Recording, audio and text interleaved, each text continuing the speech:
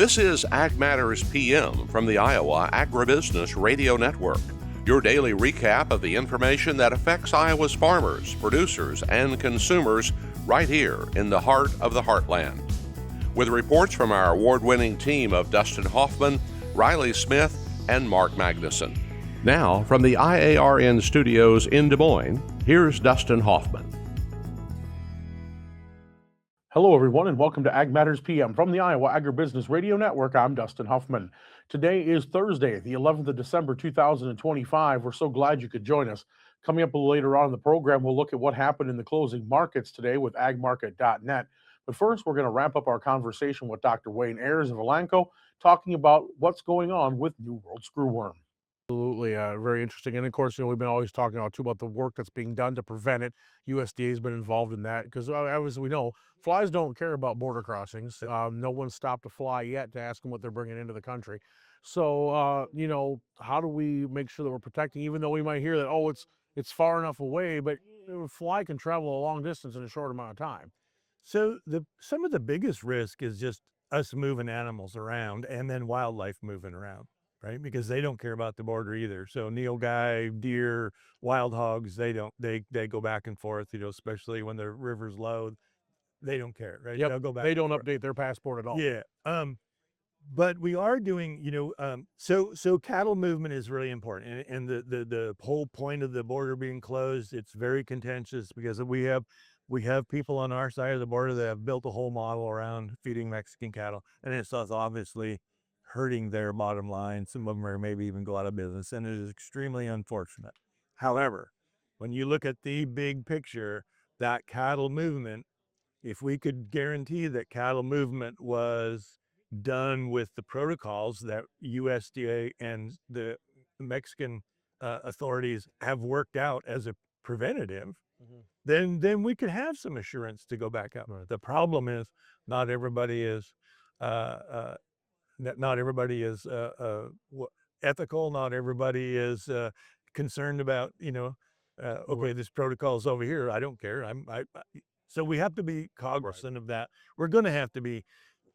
There's a middle ground of watching out for ourselves, like the tick riders that we have along the Texas border that ride looking for animals that are coming back and forth with ticks, because we're trying to keep the fever tick out of the U.S. We drove it back to the border as well. We're increasing the number of those. So the government is doing some things. We're also working very closely with Mexico, obviously, for some of our protocols, but we have contributed money to increasing creating a plant in Mexico or a laboratory to create the sterile male. The sterile male is how we're going to drive that back. The female screwworm fly only mates one time in its life. And then over the next 7 to 8 days, it lays eggs every time it finds a wound. So if she mates with a sterile male, now all of her eggs are infertile. And so therefore she does not contribute to the next generation. Okay. So it's very important that we have it. That's how we drove it back to begin with. It was at a line endemically here in the U.S. at one point, Colorado, Nebraska, southern Indiana across into Kentucky. That was kind of the northern line.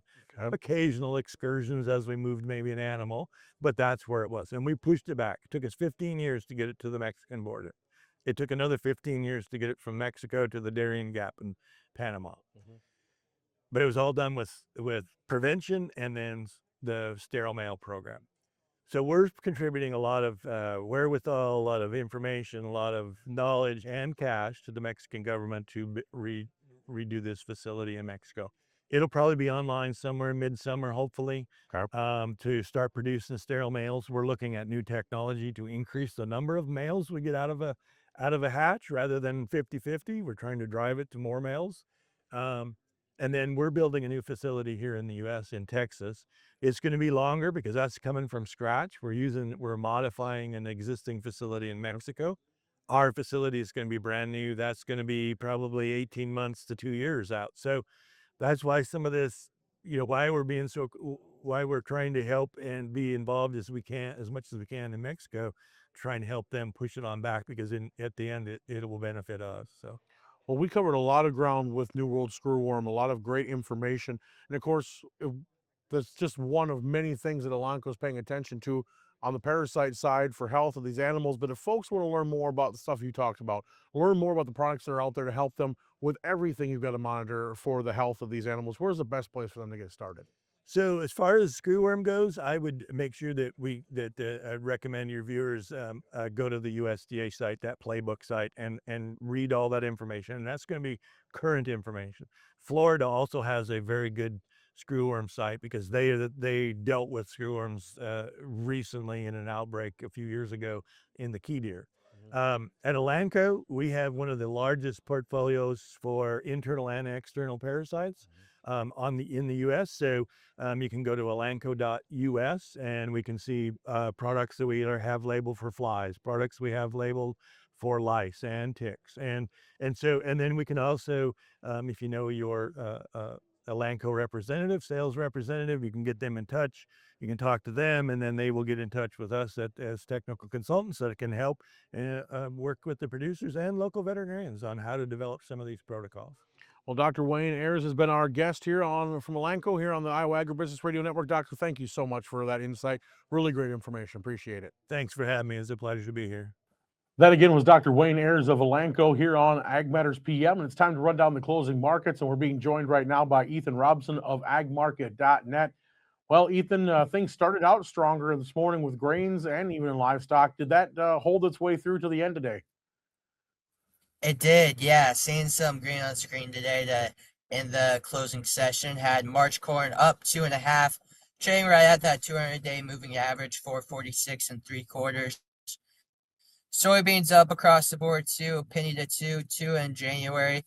Wheat market up as well, up 5 cents in the March contract. So overall, good to see in the grains and oilseeds market, positive money flow. Interesting thing to note, corn continues to be range bound for the most part between 440 and 450 March futures over the last 33 days. We've traded between that 10-cent range 30 of the last 33 trading sessions. All right, and what's the momentum behind the soybean side of things? We know there's been a little bit of pressure and concern over China. Has that just kind of worn off and we're just waiting to see how things play out? We are, yeah. So saw some flash sales today from China as well. I think it was 264 was bought, and then another flash sale from unknown destination. Technical side reached close to oversold on the RSI side. Found some pretty good support around that 1080 January soybean futures. Need to see that to hold to continue the trend. But like you talked about before, market just continuing to wait and see if China will purchase that 12 million metric tons and when that deadline is. Is it the first of the year? Is it February 28th? Or is it the end of the growing season? It seems like no one now, so that's definitely going to be the main concern going forward. And then over on the livestock side of things, Ethan, what do we see in those cattle and hogs today? Yeah, seeing some more green on the screen there as well. Live cattle seeing anywhere from $1 to $2 across the board. Live cattle February up 242.5 at 230.95. Feeder cattle as well up 4 to 5 across the board. Hit 1 month highs for both live and feeder cattle today. That was good to see. Live cattle hit the 100-day resistance on the charts. Couldn't get quite above that during today's trading session. That's going to be important to see moving forward if the trade can get above that. Feeder cattle actually got above the 100-day today, so that was good. And just positive money flow coming into the cattle sector as well. Big picture, economy-wise, saw the Federal Reserve cut interest rates by 25 basis points yesterday to level 3.5 to 3.75. Haven't seen interest rates down that low since September 2022.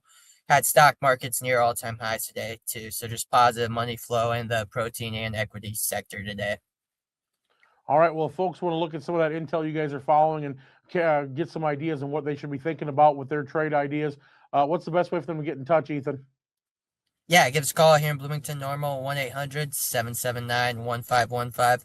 Visit us online, agmarket.net. Test out our MyFarm software. All right, well, Ethan Robson's been our guest here today. Ethan, thanks so much for the insight. We'll talk again soon. Yep, thank you. And that's been our closing market analysis from agmarket.net. Let's take a look at how the numbers closed on the Iowa Agribusiness Radio Network market screen. At the close, March corn was up 2 1/4 at 446 1/2. Soybeans up 2 1/4 at 1093 1/2. Soy meal up 90 cents at 302.10. Soy oil 27 cents lower at 50.82. Chicago wheat up 4 at 533 1/2. Kansas winter wheat down a penny at 522 1/4. Kansas spring wheat up 1 1/4 at 562 even. Minneapolis spring wheat up a penny at 576 1/4. Oats down 1 1/4 at 291 1/4. Live cattle were up 357 at 230.37. Feeders were up 502. That was at 343.40. Lean hogs up $1.75 at 84.17. Pork cutouts unchanged at 93.75. Class 3 milk down a dime at 15.86. And that's been our closing markets, and that brings us to the end of today's show. You can find all our content on iowaagnet.com, as well as follow us on Facebook, X, and on our YouTube channel. From the Ayers Studios in Des Moines, I'm Dustin Huffman. For Mark Magnuson and Riley Smith, we thank you for watching. This has been Ag Matters PM.